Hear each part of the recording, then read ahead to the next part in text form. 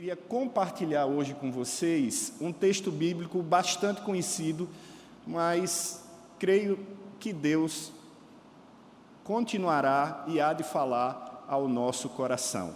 Por isso eu quero que você abra o texto da palavra de Deus no Evangelho de Lucas, capítulo 17, Evangelho de Lucas, capítulo 17, a partir do verso 11. Então, vocês que estão aqui em casa, vocês que estão nos acompanhando pela transmissão aqui, da internet, nos canais da Igreja Presbiteriana de Tambaú, abra sua Bíblia no Evangelho de Lucas, capítulo 17, a partir do verso 11. A partir do verso 11. Como eu falei para vocês, é um texto bastante conhecido, que provavelmente você já leu, você já meditou, você já escutou algum sermão, e novamente Deus falará ao seu coração, eu tenho certeza absoluta, assim como falou ao meu, quando preparava o sermão e trazia esse sermão aqui à igreja. Diz assim a palavra do Senhor: de caminho para Jerusalém, passava Jesus por meio de Samaria e da Galileia. Ao entrar numa aldeia, saíram-lhe ao encontro 10 leprosos, que ficaram de longe e lhe gritaram, dizendo: Jesus, mestre, compadece-te de nós. Ao vê-los, disse Jesus: ide, mostrai-vos aos sacerdotes. Aconteceu que, indo eles, foram curados. Um dos 10, apenas um, vendo que fora curado, voltou dando glória a Deus em alta voz. Prostrou-se com o rosto em terra, aos pés de Jesus, agradecendo-lhe, e este era samaritano. Então Jesus lhe perguntou: não eram 10 os que foram curados? Onde estão os 9? Não houve, porventura, quem voltasse para dar glória a Deus, senão este estrangeiro? E disse-lhe: levanta-te e vai, a tua fé te salvou. Vamos orar mais uma vez e pedir que Deus fale ao nosso coração de maneira profunda, de maneira clara, objetiva. Senhor nosso Deus e eterno Pai, pedimos nesse momento que o Senhor fale ao nosso coração de maneira clara, objetiva, de maneira sucinta, de maneira em que o nosso coração possa entender a Tua palavra, aquilo que o Senhor já reservou ao nosso coração. Deus, que o Senhor possa me usar como canal de transmissão da Tua palavra, para que aquilo, ó Deus, que o Senhor já colocou no meu coração, aquilo que o Senhor já falou de maneira profunda para mim, ó Deus, de maneira particular, de maneira pessoal, de maneira restrita, que o Senhor também fale à igreja nesse momento, fale ao teu povo, fale aos teus filhos, fale às tuas ovelhas, ó Deus, sobre a graça que vem do Senhor, sobre a experiência da graça de Jesus. Oramos assim, em nome e por amor de Cristo. Amém. Essa é a temática, queridos, dessa manhã, a experiência da graça de Jesus. E eu quero começar esse sermão com uma frase que talvez para alguns, ou até mesmo para muitos, seja uma frase polêmica para o início de um sermão. Mas eu vou arriscar, irmãos, em dizer que a graça de Jesus não é para ser compreendida, mas a graça de Jesus é para ser experimentada. Eu vou repetir. A graça de Jesus não é para ser compreendida, mas experimentada. E como eu falei para você, essa frase, ela pode ser entendida por muitos que estão nos assistindo, por vocês que estão aqui, ou não, mas pode, como uma frase polêmica, e eu quero criar caso aqui. De maneira nenhuma, eu não quero suscitar nenhuma polêmica, eu não quero criar nenhum caso, mas eu inicio esse sermão dessa forma.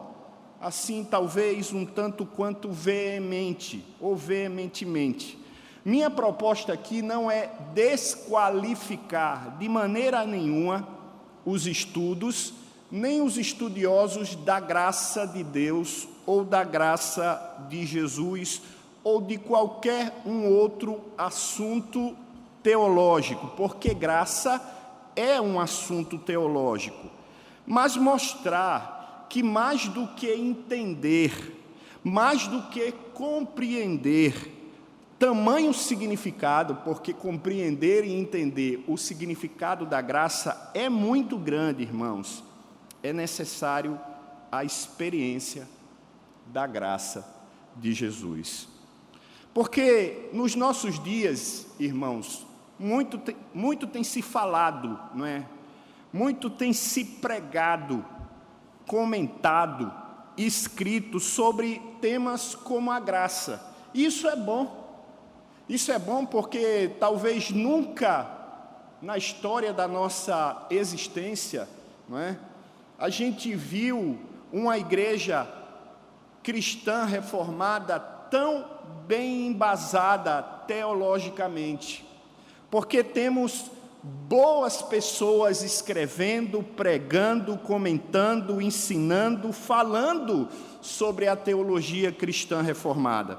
São vários autores de renome nacional e internacional, que vai desde Calvino e Lutero até John Piper e Paul Washer, que são as referências internacionais, até mesmo dos jovens dos nossos dias que entraram nessa vibe mais teológica de entender os significados teológicos de cada palavra e de cada atributo de Deus. Pessoas que dedicam o seu tempo, pessoas que dedicam o seu talento para explicar não só a graça de Deus, como também todos os outros assuntos teológicos que precisam realmente ser explicados. Quando nós afunilamos mais isso, assim, né? Se eu abrir, eu não estou afunilando. Assim, quando nós afunilamos mais isso e falamos mais dentro do nosso arraial, da Igreja Presbiteriana do Brasil, nós vamos constatar que existem homens, mulheres, enfim, várias pessoas que têm conseguido expressar, explicar, falar com propriedade, não só sobre esse assunto, mas também como vários outros assuntos, especialmente a graça de Deus.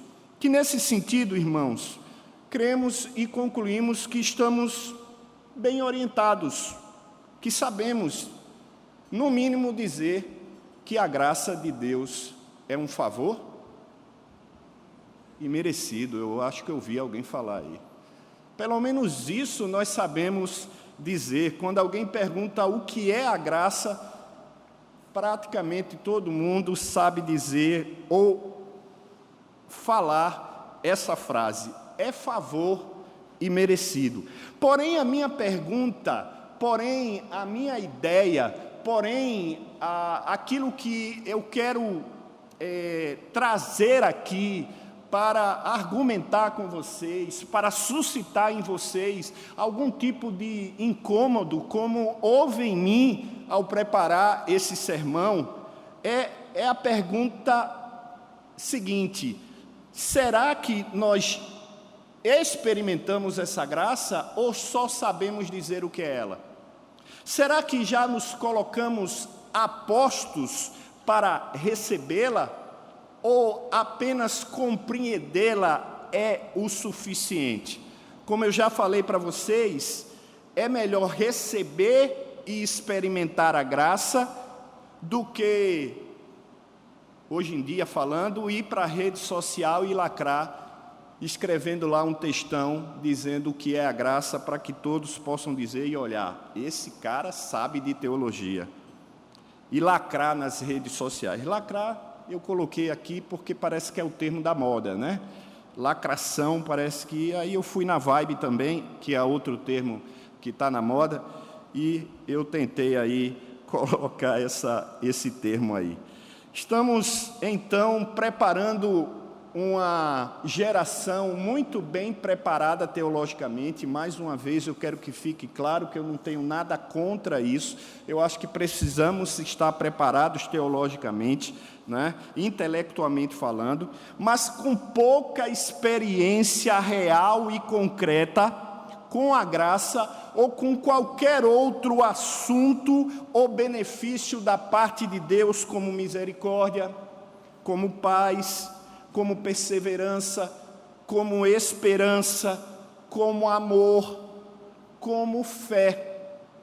É necessário então, irmãos, um equilíbrio.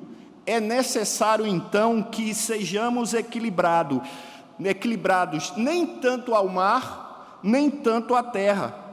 Temos que ter o conhecimento, sim, temos que ter o conhecimento sem perder as oportunidades da experiência.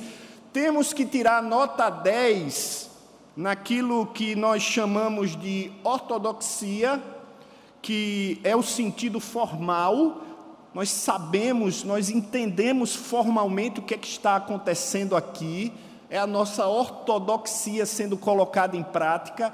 Nós sabemos fazer uma liturgia, nós sabemos nos comportar diante de Deus, não é? Sabemos celebrar um culto, adorar a Deus, mas também nós temos que tirar nota 10 naquilo que chamamos de ortopraxia, que é a prática, que é a experiência viva, que é sentir na pele aquilo que Deus tem feito e continua fazendo por nós. E o texto que nós acabamos de ler, que é o texto de Lucas, capítulo 17, do verso 11 até o verso 19, que é um texto, como eu já falei, bastante conhecido, que provavelmente você já leu, provavelmente você já meditou, provavelmente você já escutou vários sermões e estudos, que provavelmente estava focado na gratidão, que provavelmente estava focado na cura, e se estava focado na gratidão, se estava focado na cura, não tem nada de errado com isso, mas que hoje eu trago a vocês essa ideia da graça, porque esse texto fala de graça do início ao fim, e a gratidão e a cura é reflexo dessa graça, porque sem a graça não existiria a gratidão, nem a cura que a gente tanto fala nesse texto, tanto vê nesse texto. O que Jesus faz aqui é oferecer a sua graça.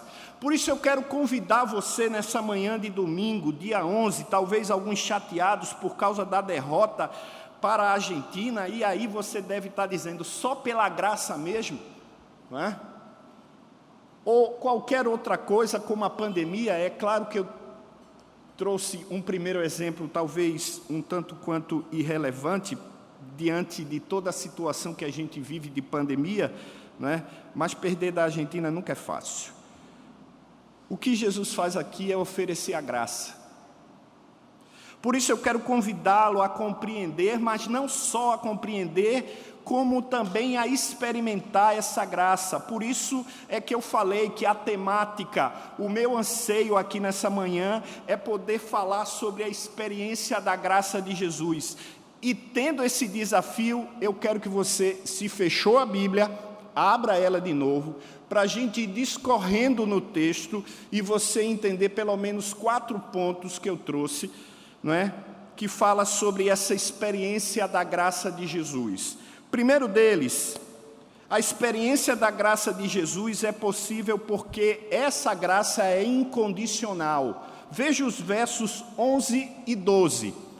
Observe os versos 11 e 12, que diz assim: de caminho para Jerusalém, passava Jesus pelo meio de Samaria e da Galileia. Ou seja, Jesus estava em pleno exercício do seu ministério.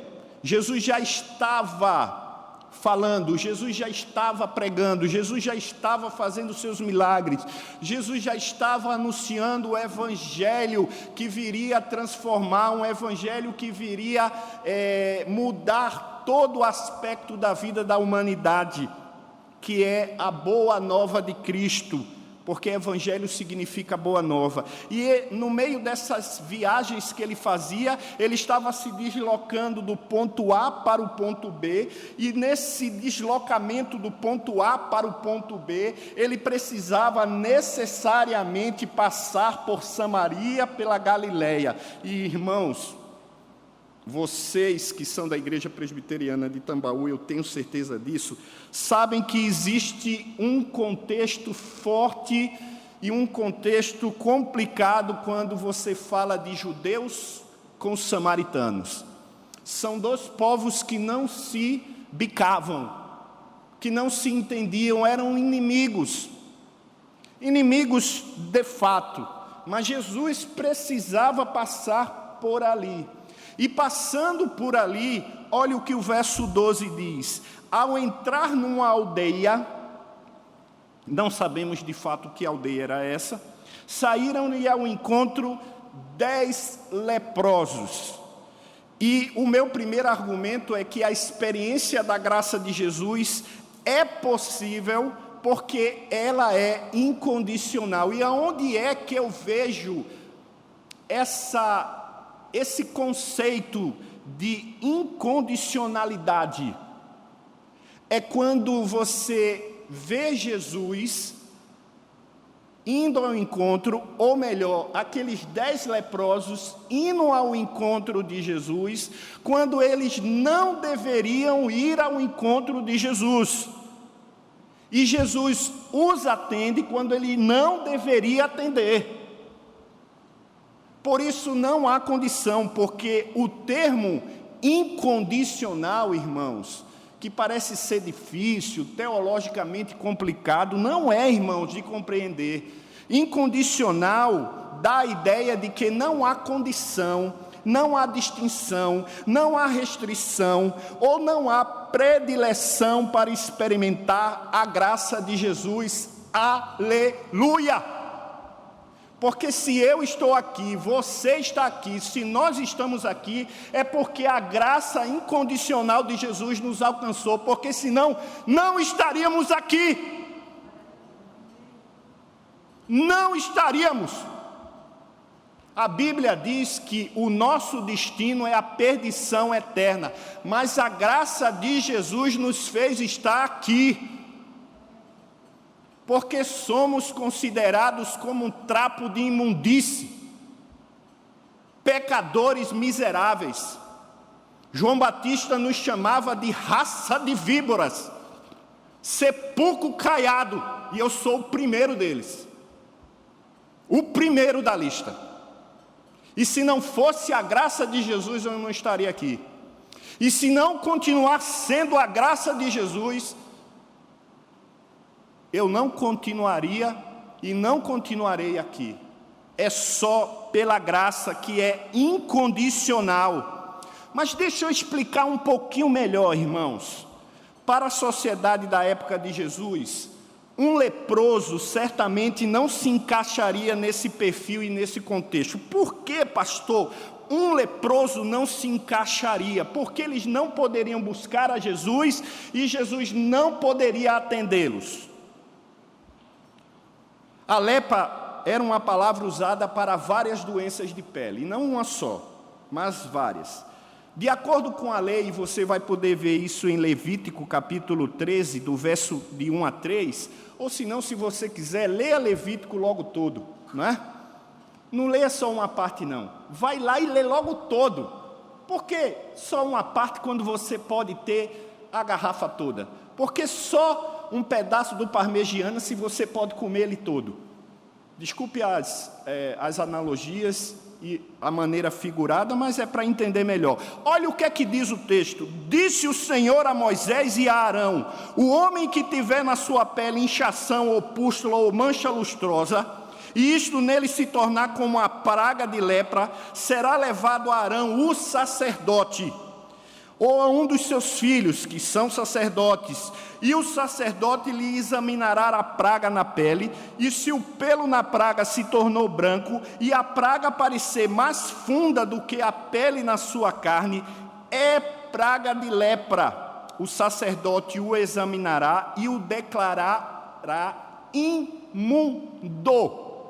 Imundo, ou seja, ele não podia ter contato com ninguém. O leproso era expulso da sua casa, o leproso era expulso da sociedade, o leproso era proibido de entrar em qualquer cidade e manter contato com qualquer pessoa. Devia vestir roupas rasgadas, deixar o cabelo crescer, clamar quando estivesse e onde estivesse, imundo, que deveria ser o que nós deveríamos clamar por causa do nosso pecado e da nossa podridão.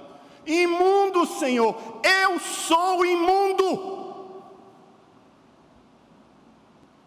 A coisa era tão séria que o rabino era aquele que orientava, o rabino era tipo um pastor, o rabino era um mestre na lei, o rabino era um doutor na lei, o rabino era aquele que falava a orientação de Deus para o povo. Impunha àquela comunidade ou aquele grupo de pessoas que o leproso não deveria ser abordado nem cumprimentado. Tal era o medo do contágio, não apenas físico, mas também espiritual. Ninguém toca num leproso. Mas Jesus quebra essa barreira.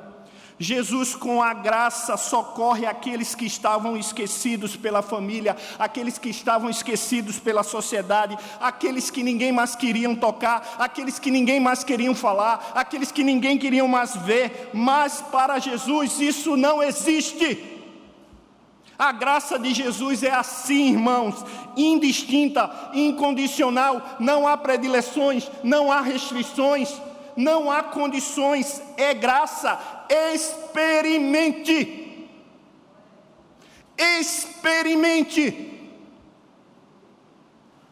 Mas o texto continua, porque o texto não fala só da experiência da graça de Jesus, da sua possibilidade, porque ela é incondicional, mas a experiência da graça de Jesus acontece quando quem necessita pede. Onde está isso no texto? Vamos ver? Verso 13. Olha o que diz o verso 13. Esses 10 leprosos ficaram de longe, mas um longe que era perto o suficiente para que, ao gritar, Jesus pudesse ouvir, e que ficaram de longe e gritaram, dizendo: Jesus, mestre, compadece-te de nós. Irmãos, a fama de Jesus corria solta por toda parte. Jesus era conhecido como aquele que podia curar. Jesus era conhecido como aquele que podia resolver os problemas. Jesus era conhecido como aquele que podia mudar radicalmente a vida do ser humano. Era conhecido como aquele que acolhe quando todos rejeitam, aquele que, mesmo vendo o homem mal cheiroso por estar afundado na lama fétida do pecado, cobre esse mesmo homem mal cheiroso de amor e de esperança. Aquele que rompe com o isolamento social, da solidão do homem, e o abraça calorosamente, vencendo a dor do isolamento humano. Esse era o Jesus da sua época. Parece que um pouco ou muito longe do Jesus dos nossos dias, de algumas igrejas que fazem uma figura de Jesus totalmente diferente. Mas lembrem-se, a lei exigia que as pessoas com lepra ficassem longe das pessoas sadias. Levítico capítulo 13, continua lá no verso 46, você vai ver isso. Esse grupo de leprosos ousou, olha que ousadia, esse grupo de 10 leprosos ousou se aproximar tanto quanto puderam para gritarem. Apesar de todas as barreiras, apesar de todas as impossibilidades que existiam, aqueles homens fizeram o que todo homem precisa fazer quando está diante de Jesus: clame!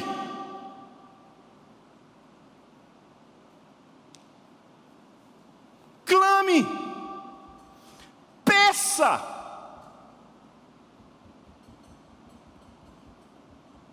Mas essa não é a única história do clamor. Se você for folheando, e eu sei que você faz isso, e você vai estudando a Bíblia como um verdadeiro filho de Deus, você vai ver que em outros textos parece que a mesma história acontece, como a história de Bartimeu. Lembra do cego Bartimeu? O cego Bartimeu, quando ouviu falar que Jesus estava passando por ali, e se você não sabe onde está a história do cego Bartimeu, vá para os evangelhos, Mateus, Marcos e Lucas fala sobre esse texto. Vá lá em Marcos, por exemplo, no capítulo 10, verso 48, você vai ver, o verso 48 diz assim: e muitos repreendiam para que ele se calasse, mas Bartimeu clamava ainda mais alto: Filho de Davi, tem compaixão de mim. Quase que o mesmo clamor, o mesmo pedido que aqueles 10 leprosos: compadece-te de nós, Senhor, compadece-te de nós. Bartimeu não desistiu de clamar por Jesus. Mesmo sendo repreendido por A, mesmo sendo repreendido por B, continuou, persistiu, sabendo que só necessitava de uma única oportunidade para conseguir o que tanto sonhava. Agora imagina aquela situação, irmãos. Um homem que era desprezado, um homem que era humilhado, ignorado por todos, sem valor para aquela sociedade, assim como aqueles 10 leprosos. Ele poderia ter pensado consigo mesmo: sabe de uma coisa, é melhor ficar quietinho aqui na minha, é melhor ficar caladinho, porque senão vão me apedrejar ou vão me prender. Mas ele não fez isso, ele continuou, ele insistiu.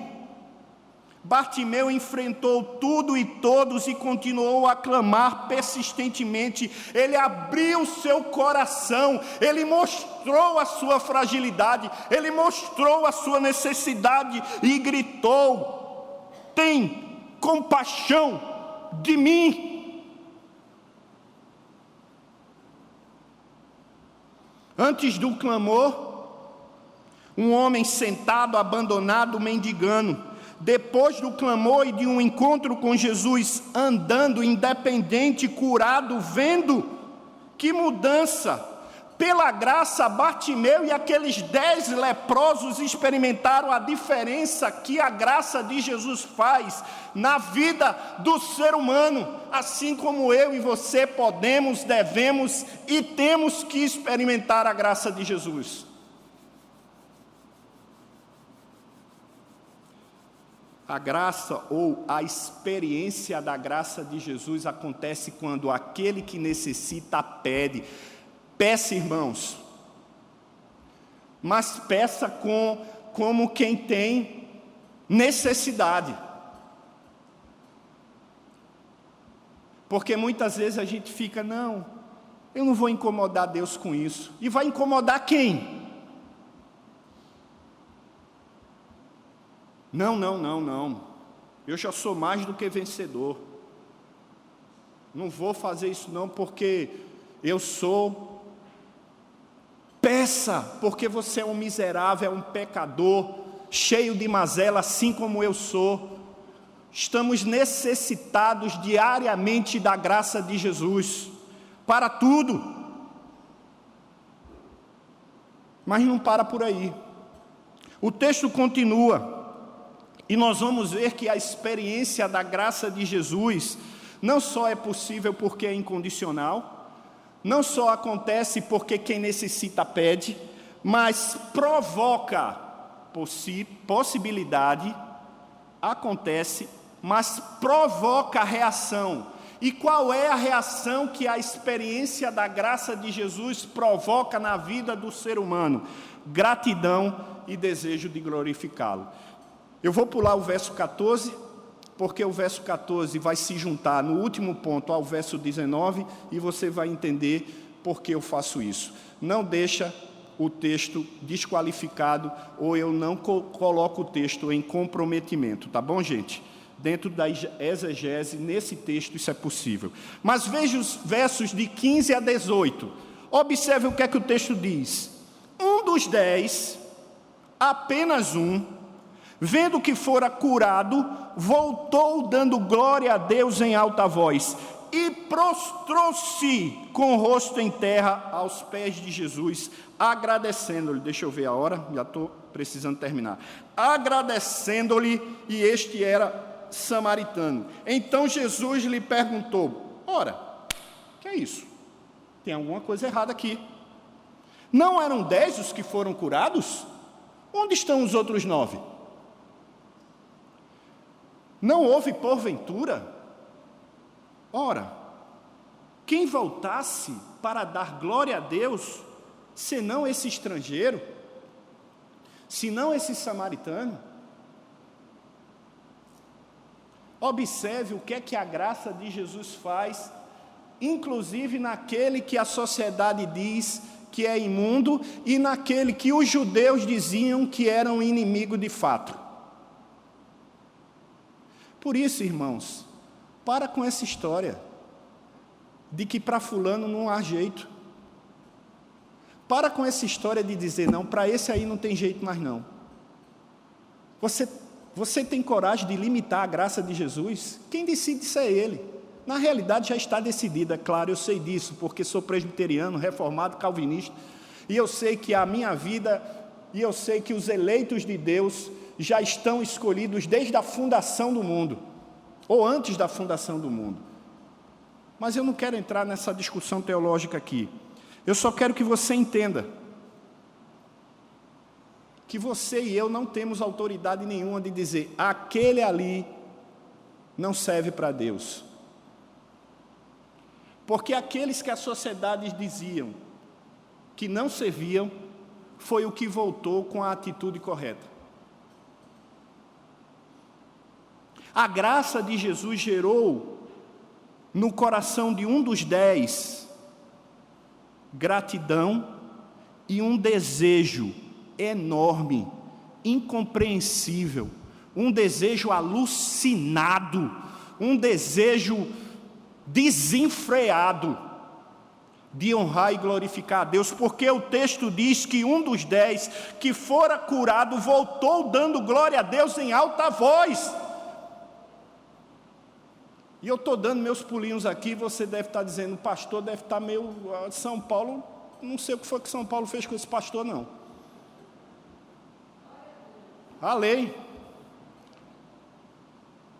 É porque quando a gente olha esse texto, irmãos, e vê que um leproso, miserável, um cara que não valia nada para a sociedade, foi curado, um samaritano, inimigo dos judeus, volta sem querer saber se A ou B vai olhar para ele e dizer se ele está sendo um idiota, está sendo um imbecil, está sendo louco, que vinha pulando e dando glória a Deus. Ele queria saber lá do julgamento de A e de B, ele queria fazer aquilo que o coração dele estava dizendo, faça, faça. Mas a gente fica aqui, claro, eu não estou dizendo aqui que a gente tem que estar aqui pulando, fazendo, esperneando, mas a gente fica aqui, não, eu não posso sair desse negócio aqui, porque eu sou presbiteriano, eu tenho que ser frio, eu tenho que ser parado, eu não posso, porque que é que fulano vai dizer de mim, meu Deus? O que é que o povo vai dizer de mim se eu estou aqui pulando? Se eu pulo é para a glória de Deus. Se esse samaritano veio como um louco desenfreado, pulando e gritando, glórias a Deus, glórias a Deus, glórias a Deus, era aquilo que enchia o seu coração.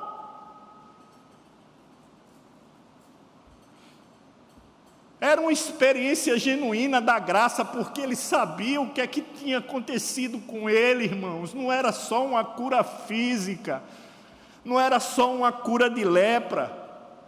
O que aquele homem experimentava era a graça de Jesus, que muda a vida da pessoa, que tira ela do pecado miserável e traz para a luz de Jesus. Ele sabia o que é que tinha acontecido na vida dele.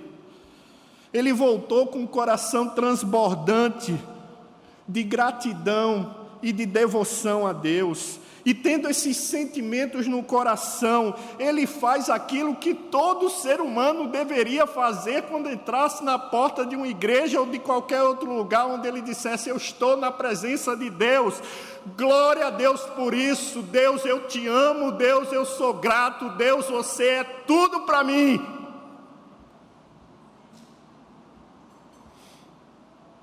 Porque adorar, irmãos, não é só uma atitude racional. O desejo de adorar e dar honra a Deus é sempre impulsionada por algo. E na maioria das vezes esse algo acaba sendo a gratidão, mas pode ser várias outras coisas. O conceito de adoração, que é honrar, glorificar a Deus, aqui nesse texto especialmente, implica em oferecer a Deus e ir à presença de Deus com algo para dar. Um coração que reconhece Deus como fonte de tudo. Esse era o coração daquele leproso. A atitude de ação de graças é fruto de uma observação racional de que Jesus de fato é Deus, mas que também afeta o sentimento, irmãos, os sentimentos. Adorar é declarar com gratidão quem Jesus é. Foi isso que o ex-leproso fez, o único dos 10, mas ele fez. Ele não queria saber do julgamento de ninguém, porque julgado ele já estava. Julgado ele já estava. Ele não podia participar de nada, ele estava segregado. Julgado ele já estava. E finalmente, irmãos, a experiência da graça de Jesus é possível porque essa graça é incondicional, lembra? Acontece porque quem necessita tem que pedir. Precisa pedir, não tenha vergonha disso. E produz pelo menos 2 sentimentos: gratidão e devoção, no sentido de glorificar a Deus. Mais uma vez, por favor, mais uma vez, eu não estou dizendo aqui que você tem que entrar dando pirueta e fazendo como Daiane dos Santos, duplo mortal, carpado, sei lá como é. Mas seja você, seja autêntico, não finja, não use máscaras, porque você pode enganar a mim, eu posso enganar você, mas a Deus ninguém engana. E finalmente, irmãos, a experiência da graça de Jesus produz a fé salvadora no pecador. Versos 14 e 19. Olha o que diz os versos 14 e 19.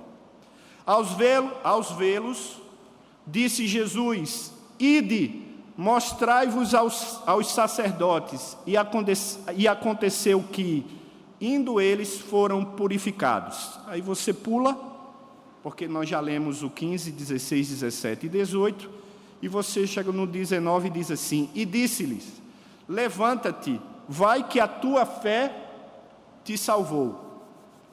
Irmãos, o que é que nós podemos perceber aqui? O que a gente pode perceber é que Jesus era diferente de qualquer líder religioso do seu tempo. Por que ele era diferente de qualquer líder religioso do seu tempo? Porque os necessitados eram acolhidos, porque os enfermos eram curados, porque ele tornava o reino de Deus mais acessível, mais próximo de todos aqueles que pela fé se aproximavam dele.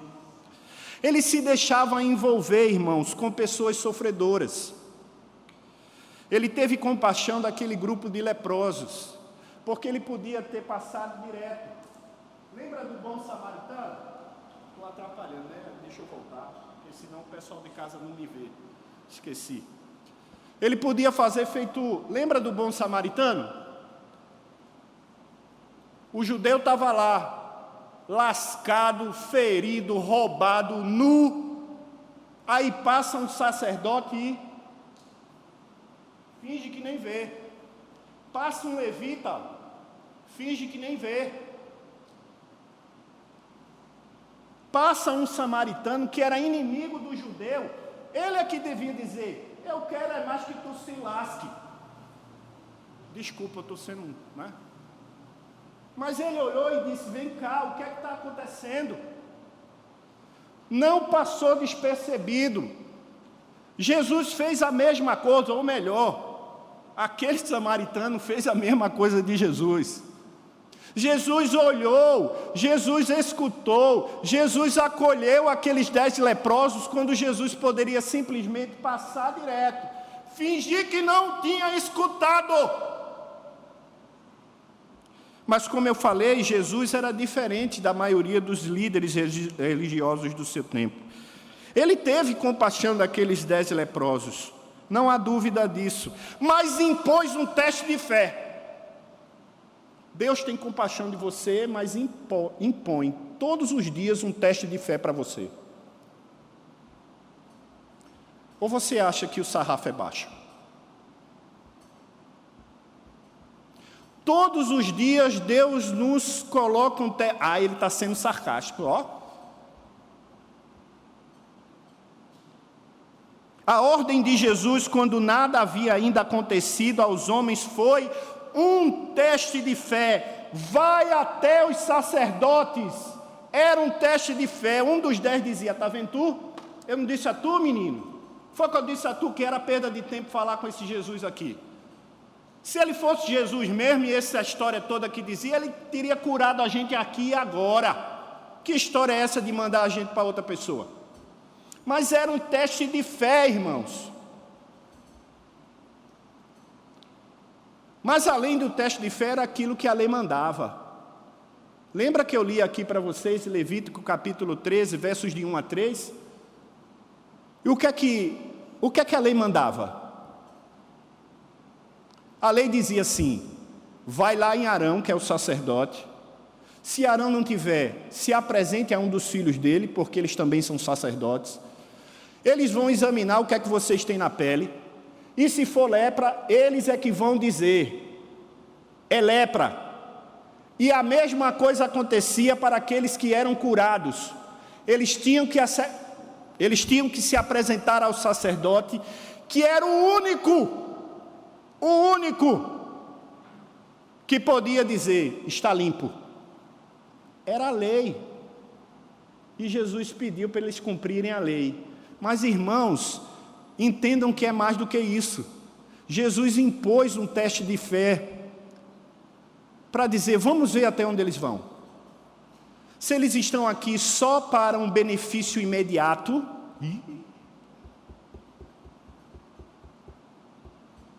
eu gosto de expressão, né? Quem já me viu no PV Show, né, Valtinho? Sabe que eu gosto de expressão. Irmãos, agora eu vou mexer na ferida. Porque nossas igrejas estão abarrotadas de gente que só quer um benefício imediato.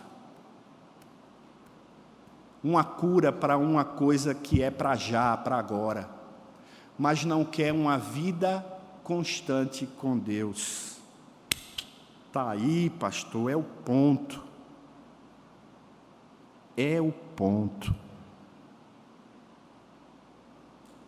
Às vezes Deus nos chama aqui para dentro, nos dá testes de fé, mas a gente só quer o benefício. A gente só quer os louros. A gente não quer sofrer. A gente não quer passar dificuldade. A gente não quer dar os 10 passos. A gente não quer ir até o sacerdote. É claro que Jesus poderia ter curado ali imediatamente. Mas é claro que, ao fazer isso, ele estava ali mostrando aos que estavam ao seu redor para pegar algum erro, porque lembra que Jesus sempre estava cheio de muita gente ao seu redor. E uma dessas pessoas, ou grupos que estavam ali, eram de escribas, fariseus, que estavam querendo pegar Jesus numa falha, lembra? Para poder acusar Jesus de alguma coisa. Aí Jesus chega e diz assim, vai ao sacerdote. Aí o rabino, aí o fariseu, droga! Agora que eu ia pegar ele no flagra, ele manda ir para o sacerdote fazer a coisa certa. Era para o sacerdote mesmo. Mas era um teste de fé, irmãos. Tanto que antes de chegar lá, antes de ver o sacerdote, aqueles homens já estavam curados. Era um teste de fé. O interessante é que todos tiveram fé e foram curados. Veja o que o texto diz. O texto diz que todos foram purificados. Eles foram purificados enquanto obedeciam a Jesus. Cada passo de obediência, cada passo de fé que aqueles homens davam era um alívio para o seu corpo e para a sua alma. Como eu falei para vocês, o interessante é que todos tiveram fé, porque o texto diz que todos foram curados, mas apenas um voltou. Apenas um foi além da necessidade imediata. Qual era a necessidade imediata, irmãos? A lepra, né? A lepra era a necessidade imediata. E ele teve fé, mas a fé necessária para a justificação, para a salvação, como diz o texto de Romanos. Pastor, o que é que diz o texto de Romanos? O texto de Romanos, capítulo 5, versos de 1 a 2, diz assim, portanto, justificados, ou seja, salvos pela fé, temos paz com Deus por meio de quem? Por meio do nosso Senhor Jesus Cristo, por intermédio de quem obtivemos também acesso pela fé a esta graça, no qual estamos firmes e nos gloriamos na esperança da glória de Deus. Romanos 5, de 1 a 12. Algo semelhante aconteceu com outra pessoa. Quem não lembra da mulher do fluxo de sangue? A gente não sabe o nome dela, mas a gente sabe o que foi que aconteceu com ela. A Bíblia diz que ela passou 12 anos chorando, lágrimas. Ela viu perdas na sua vida por causa dessa doença, mas quando ela buscou Jesus, a vida dela mudou. Quando ela experimentou a manifestação do poder da fé em Cristo, foi um toque de fé que extraiu de Jesus o antídoto que aquela mulher precisava para a cura da sua angústia, a cura do seu desespero. A evidência de que ela foi curada foi o toque de fé, porque ela disse, eu não preciso nem falar com ele, se eu tocar nas suas vestes eu serei curada. Olha que fé, olha a tamanha fé. E Jesus sabia que dele saiu o poder, porque ele chegou e disse assim, quem me tocou? Uma pergunta um tanto quanto, desculpa a expressão, idiota para alguns dos que estavam ali, porque alguém dizia assim, mas como é que pode, Jesus? Espera aí, por favor, tenha paciência, né? Olha essa multidão espremendo a gente, tocando no Senhor para cá, tocando no Senhor para lá, e o Senhor pergunta, quem me tocou? Ah, por favor. Mas Jesus sabia que quem tinha tocado com ele, tinha tocado nele com fé. A cura foi imediata. A cura que ela procurou em vão durante 12 anos foi realizada num momento só. A cura que os médicos não puderam lhe dar foi concedida instantaneamente. Em Cristo é assim, irmãos, a cura é imediata para todas as enfermidades físicas, emocionais e espirituais. É imediato.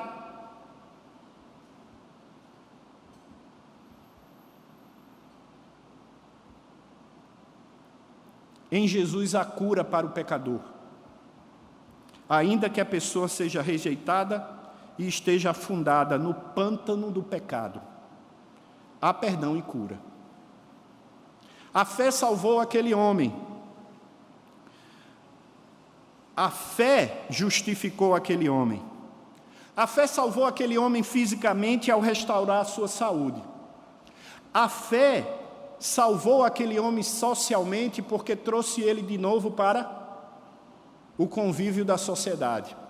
A fé salvou aquele homem espiritualmente, capacitando-o a experimentar uma nova vida em Cristo. Agora sim, concluindo. Sabe o que é que assegurou a cura e a salvação daquele homem? Não foi o quanto ele podia caminhar. Talvez ele pudesse caminhar 10 quilômetros, ou talvez ele só pudesse caminhar 10 passos.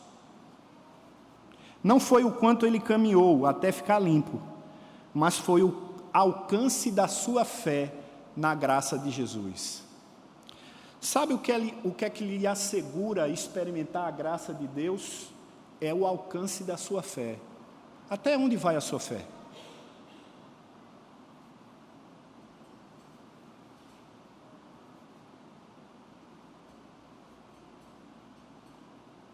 Até onde vai sua fé? Até onde vai a minha? 10 leprosos foram curados, mas apenas um voltou. Da mesma forma acontece nas nossas igrejas, e sabe que quando chega na conclusão, chega a hora de bater um pouquinho, né? Então vamos lá. Da mesma forma acontece na igreja.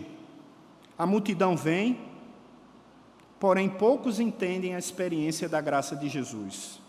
Muitas pessoas vêm à igreja porque estão acostumadas a vir. Acham errado deixar de vir, mas apenas isso. Mas não sabem o que é estar em contato real e concreto com Jesus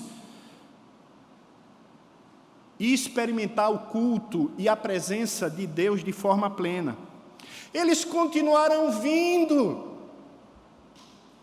Eles continuarão participando do culto até Jesus voltar, eu não tenho dúvida disso. Mas só despertarão tarde demais, quando já estiverem diante do tribunal de Deus para darem conta da sua vida. Porque alguns até vêm para orar, e eu não tenho dúvida disso, mas não sentem a graça de Jesus. Outros se assentam ao redor da mesa do Senhor nos dias de ceia, mas não têm comunhão com esse Senhor. Outros são batizados, fazem a sua pública profissão de fé, mas não se alimentam de Cristo. Cantam, oram, levantam a mão, fazem tudo isso, mas não contemplam a graça de Jesus. Vão, mas não experimentam de Jesus. É como aquela multidão que comprimia Jesus, mas não entendia nem experimentava a sua graça. Vêm à igreja, mas não se encontram com Jesus. É apenas formalidade. Ou estão apenas à procura de um benefício imediato. Queridos, a bênção com que Jesus despediu aquele homem, e qual foi a bênção com que Jesus despediu aquele homem? Veja o verso 19. Levanta-te e vai, a tua fé te salvou. É a mesma que Jesus quer se despedir de você hoje. A mesma, agora, já. Talvez você tenha entrado aqui, talvez você tenha vindo hoje de manhã como um leproso. Claro, você entende que eu estou falando de maneira figurada. E talvez a sua lepra não seja lepra de pele, mas talvez a sua lepra seja o medo, talvez a sua lepra seja a angústia, talvez a sua lepra seja a crise existencial que você está tendo. Talvez a sua lepra seja porque você está perdido e é perdido pecador. Eu perdido pecador, não é? Não tem um hino assim? Para eu cantar é difícil, irmãos. Não sei como eu consegui pegar esse trecho. Talvez você esteja aqui sem a sensação que é salvo. E essa seja a sua lepra. Mas agora você pode voltar para casa livre. Você pode voltar para casa curado. Você pode voltar para casa perdoado. Você pode voltar para casa salvo. Porque hoje você aprendeu por que é possível. É possível porque a graça de Jesus não olha a cor, o dinheiro que você tem na sua conta. Não olha se você é branco ou negro, se você é homem ou mulher, se você... Não olha. Você aprendeu que a graça, ela acontece quando você mostra qual é a sua fragilidade. Quando você grita e você diz: Deus, eu não aguento mais, me socorre. Você entendeu que ela provoca em você atitudes de gratidão e de devoção. Não perca isso. Seja grato. Se expresse com autenticidade. Queira saber o que é que as outras pessoas estão pensando de você. O que interessa é o que você está fazendo por esse Deus que é gracioso. E você viu o que é que essa fé é capaz de produzir. Aquilo que nenhuma outra graça, se é que existe outra, pode produzir no ser humano. A fé salvadora. A fé salvadora. Então experimente ouvir Deus dizer para você, nessa manhã de domingo: vai,